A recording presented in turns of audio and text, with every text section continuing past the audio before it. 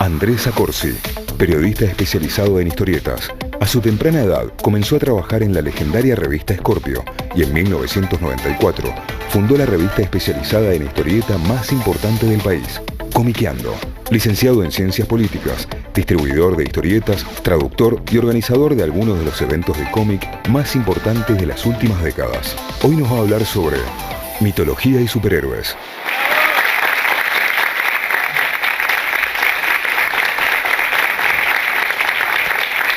Hola, ¿qué tal? Buenas tardes. Mi nombre es Andrés Accorsi, periodista especializado en historieta. Hoy vamos a tocar un tema que tiene que ver con la relación, la vinculación entre los superhéroes y la mitología griega. Sí, dos temas bastante complejos, bastante vastos. Vamos a tratar de sintetizarlos. Para empezar, me gustaría contarles que los héroes de la mitología griega son apenas uno de los distintos arquetipos que confluyen para crear lo que hoy conocemos como el superhéroe. El superhéroe es una creación del siglo XX, cuyos orígenes podemos situar en 1938 con la primera aparición de Superman. Pero Superman no nace por combustión espontánea, digamos, sino que es la sumatoria de un montón de otros arquetipos que ya existían. Uno es, como decíamos recién, los héroes de la mitología griega, pero hay varios más. Para empezar, los héroes de los pulps. Los pulps eran unas novelas populares impresas en un papel muy ordinario, muy berreta, que fueron muy populares durante la década del 30. Los más conocidos eran The Shadow, que era un justiciero urbano, violento, enmascarado, con armas, y también justicieros del espacio exterior, como por ejemplo John Carter, el guerrero de Marte. Quizás lo ubican porque también tuvo una película hace no mucho, y fue creado por el mismo autor que creó a Tarzán. Tarzán también viene de ese tipo de novelas, ¿no?, de literatura popular. Después también los héroes del folletín. El folletín es una literatura también de corte popular, de género de aventuras, que fue muy masiva en el siglo XIX. El folletín aparecía por entregas, por episodios, en los diarios de aquella época, donde, por ejemplo, se publicaba, no sé, Los Tres Mosqueteros. Los Tres Mosqueteros se publicó por primera vez, o El Conde de Montecristo, en entregas dentro de los diarios. Y ahí se hicieron famosos algunos héroes, como por ejemplo la Pimpinela Escarlata o el Zorro, ¿sí? Héroes enmascarados que defendían la justicia y demás, y que también tienen ese ADN que después desemboca en el superhéroe. También para 1938, cuando explota el tema de los superhéroes, ya había 40 años previos de evolución de la historieta en los diarios de Estados Unidos, ¿sí? Podemos rastrear esto hasta mediados de la década de 1890, cuando empiezan a aparecer las primeras historietas realmente populares y dibujadas en este esquema de la narrativa con viñetas, con los globos, con las onomatopeyas y las distintas características típicas de la historieta. O sea que para cuando llegamos a 1938 ya había una tradición detrás, donde había muchos personajes humorísticos, pero también muchos personajes de aventura, donde se destacaban algunos héroes que tuvieron bastante que ver con lo que es la evolución, digamos, hasta llegar a la figura de Superman. Destaco dos que por ahí son los más emblemáticos. Uno es The Phantom, que es uno de los primeros héroes enmascarados, así con traje ajustado, que se agarraba a piñas contra distintos villanos, sobre todo en África. Y Mandrake, o Mandrake, el mago, que es básicamente un personaje con poderes de ilusión, de hipnotismo muy fuerte, con aventuras más internacionales y con más grandilocuencia, digamos, en el accionar del héroe contra los villanos, el tema de la novia siempre ahí prendida en la historia, ¿no? Distintas cosas que después vamos a ver recuperadas y llevadas a un punto por ahí más alto con los superhéroes. Eso entonces serían los distintos arquetipos que confluyen para crear lo que hoy identificamos con el superhéroe. Vamos a vincularlo entonces con la mitología griega, ¿no? Con este primer arquetipo heroico.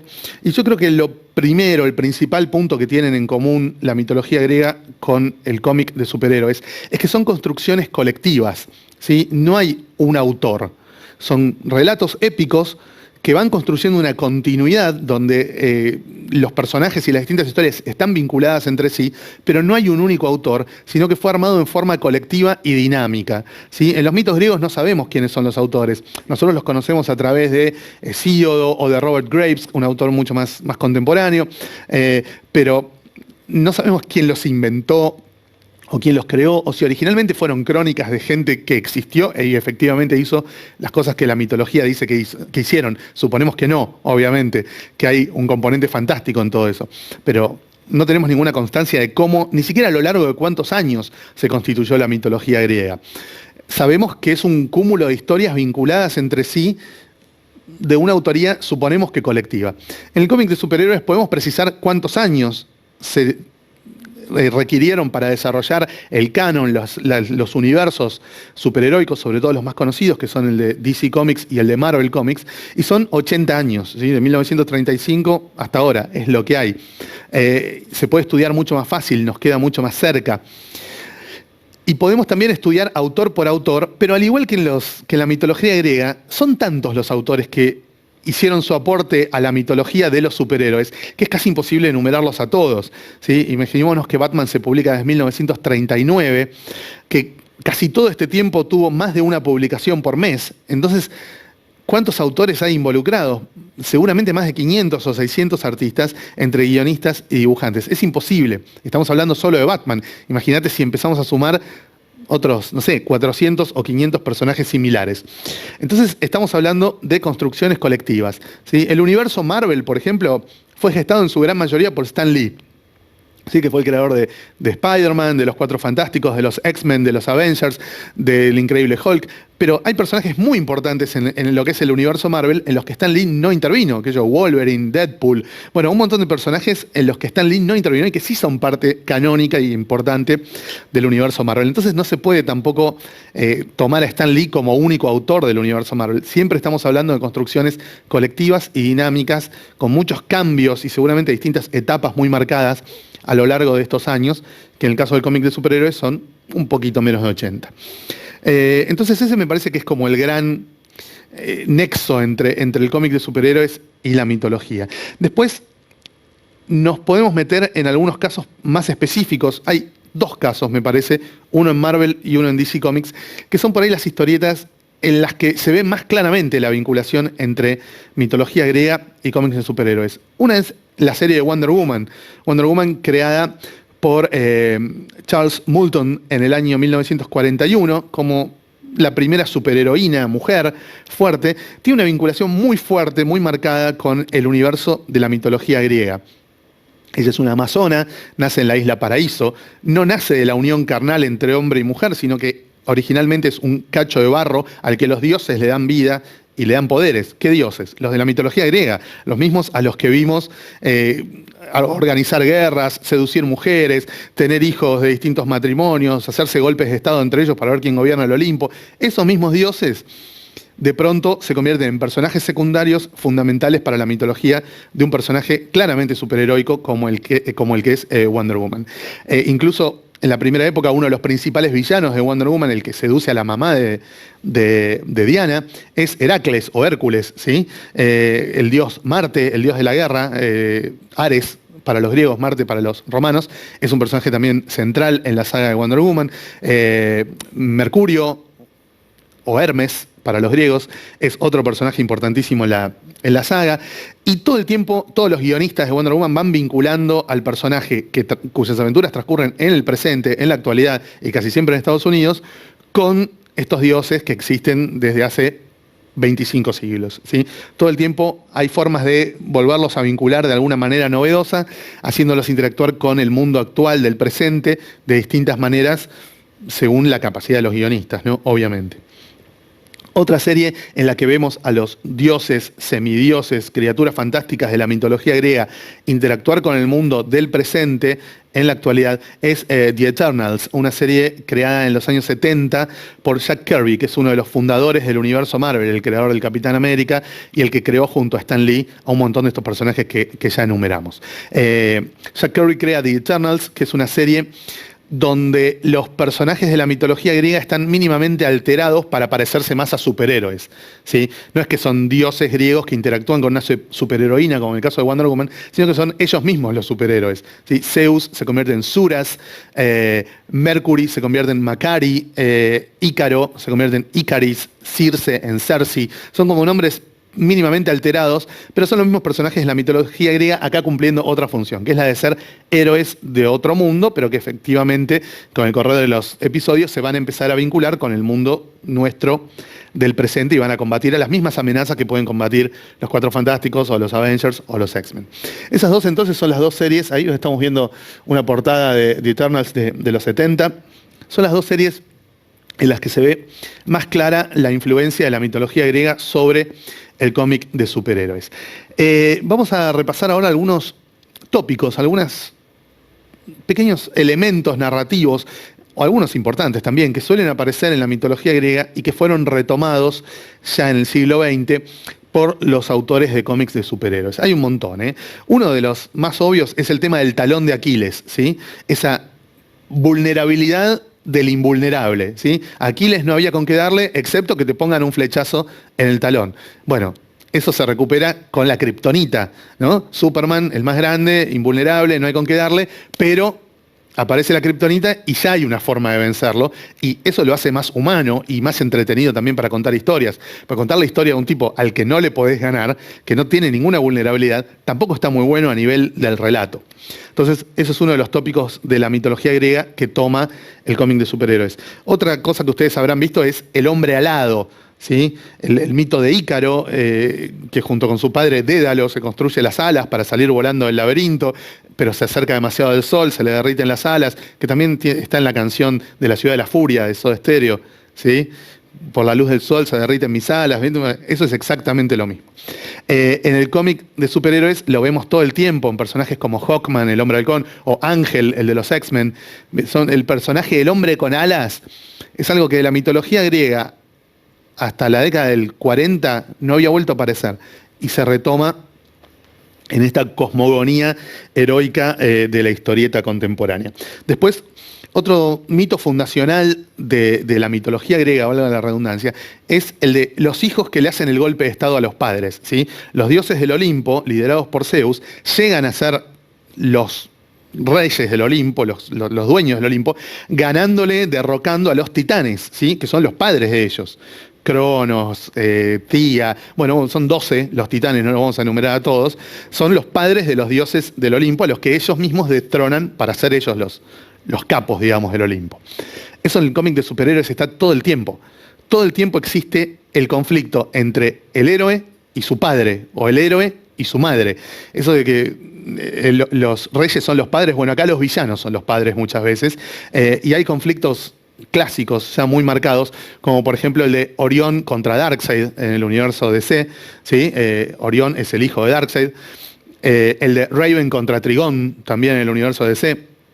Trigón es un demonio hiperpoderoso de otra dimensión, tuvo un hijo con una humana, que es Raven de los Teen Titans, ¿la ubican? La que tiene como la capucha así en forma de pico de pájaro. Y todo el tiempo aparece en el cómic de superhéroes un villano poderoso, importante, amenazante, que resulta ser padre de alguno de los héroes, ¿no? Es como un tópico al que se vuelve permanentemente. Yo creo que porque muchas veces está apuntado a un lector adolescente, ¿no? Al lector adolescente lo mejor que le podés decir es: vos tenés razón y tus padres no, ¿no? Es una forma muy obvia de fidelizar al lector. Entonces, bueno, el padre como villano es algo que también se toma de la mitología griega.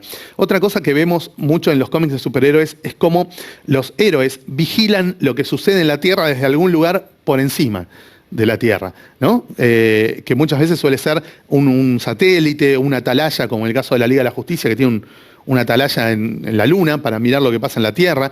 Eso era clásico en la mitología griega. Los dioses griegos intervienen en las distintas historias porque primero miran lo que está pasando, así desde el Olimpo hacia la Tierra, y deciden involucrarse en alguna acción. Muchas veces Zeus es el que descubre chicas que le gustan y empieza a urdir un plan para seducirlas, ¿no? Se transforma en lluvia, en vacas, en pájaros, en distintas cosas para seducir a distintas mujeres con las que después tuvo un montón de hijos también con poderes fantásticos. Otro tema que en la mitología griega se ve, y en el cómic de superhéroes también, es que es muy fácil entrar al infierno y llevarse a gente que ya se murió, ¿sí? En el cómic de superhéroes todo el tiempo pasa eso. Muere un villano y los demás villanos se organizan y por ahí bajan al infierno y lo traen de vuelta. Negocian con algún demonio, qué sé yo, y de alguna manera las puertas rotativas del infierno, que en el caso de la mitología griega las custodiaba Hades, el dueño de, digamos, del inframundo, del submundo, con su perro cancerbero, bla, bla, bla, eso está todo el tiempo presente en el cómic de superhéroes. Es muy fácil entrar al infierno y sacar a los muertos y traerlos de vuelta a la vida.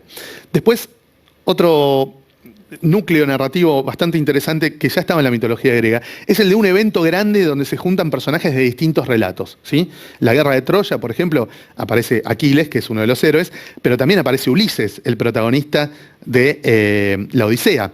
Y también aparecen personajes que ya habíamos visto en otros episodios, digamos, de la mitología griega. Se juntan todos, se arma un evento tan potente que se cruzan personajes protagonistas de distintas historias. Esto en el cómic de superhéroes se ve todo el tiempo con los famosos crossovers, ¿sí? Cada tanto, una vez por año o 2 veces por año, viene una amenaza cataclísmica que hace que personajes que habitualmente protagonizan en distintas colecciones se unan para combatir una amenaza común o incluso para pelearse entre ellos, ¿no? Como el caso de Civil War, ¿no? Donde hay 2 bandos, uno de Iron Man y uno de Capitán América, y distintos personajes de los Cuatro Fantásticos, de los X-Men, Daredevil, Punisher, no sé, de los Avengers, todos van tomando una posición por uno o por otro y se terminan confrontando en una historia que los engloba a todos.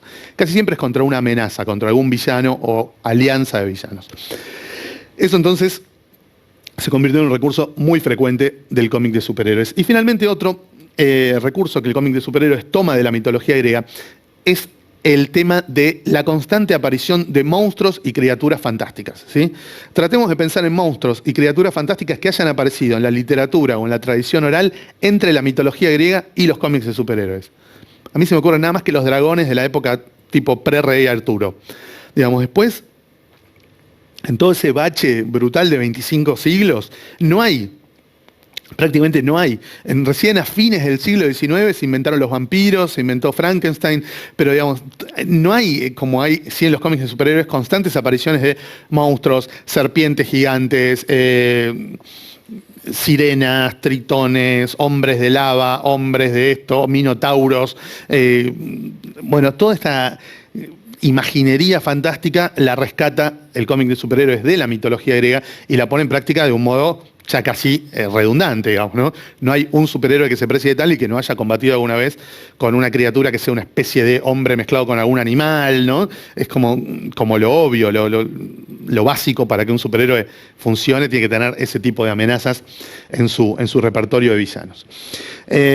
Bueno, nos quedan varios temas para tocar, pero quedarán seguramente para una próxima charla. Vamos a escuchar algunas preguntas de ustedes.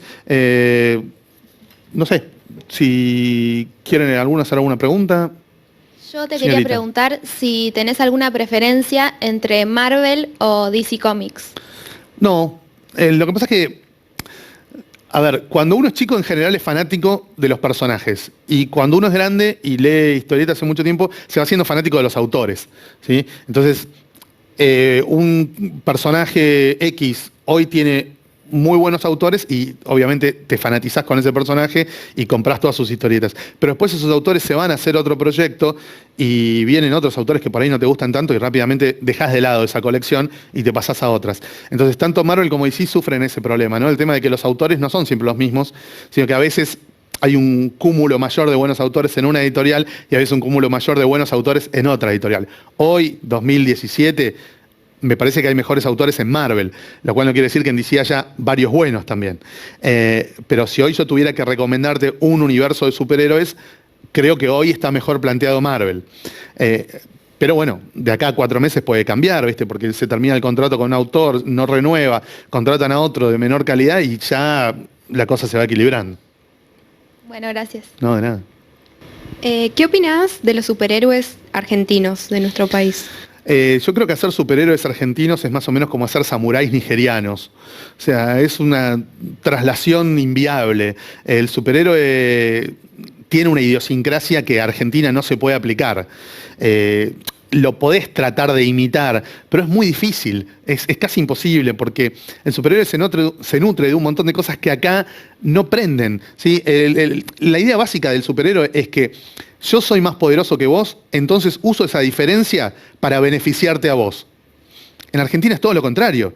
Cualquiera que tiene una ventaja sobre el otro, la usa para beneficiarse a sí mismo, no al otro. Entonces es casi imposible que un superhéroe sea éticamente viable en Argentina. Estéticamente sí se puede reproducir la estética de los superhéroes, que también sería bastante ridícula, ¿no? Ver tipos y minas disfrazados así por la calle, buscando con quién pelearse para defender alguna justicia o bien común, sería medio loco.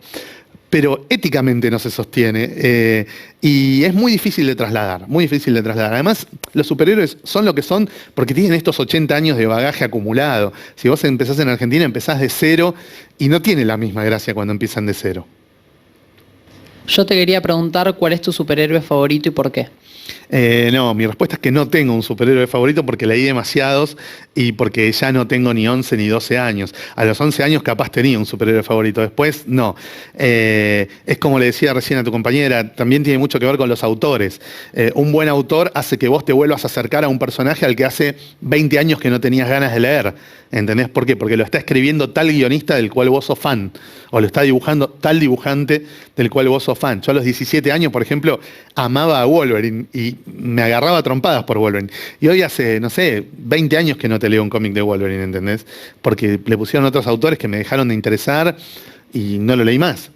Lo leo cuando aparece así en un evento grandilocuente con un montón de otros personajes, pero la revista propiamente de Wolverine y me dejó de interesar hace mucho.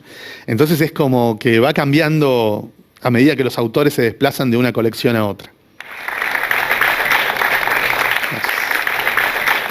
Gracias.